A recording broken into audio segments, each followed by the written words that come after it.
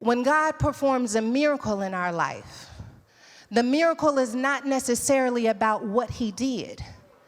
The miracle is for us to build equity in our faith. So the mistake that many of us make is when we call him the God of miracles, we leave him at just that.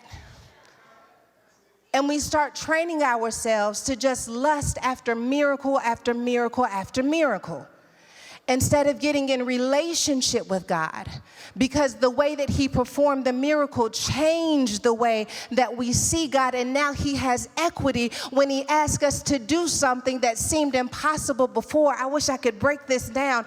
That was the only analogy that I could think of. When God does a miracle, he's front-loading us in the present for what he's going to ask from us in the future, so that when he asks it for us in the future, we don't say, I don't have what it takes. We can pull from the equity of what he did in the past and say, God, I don't know how you're going to do it, but you got equity with me, because I've seen you do the impossible before. I've seen you show up in some ways that made no sense. You got equity with me. There are some of us, we walk by faith because that faith was a deposit from what God did in the past. I didn't just take the miracle and say, okay, I'll wait for the next miracle. No, I'll wait for the next direction, because I recognize if God performed a miracle, that the miracle was the starting place. He's going to pull from the equity of that miracle.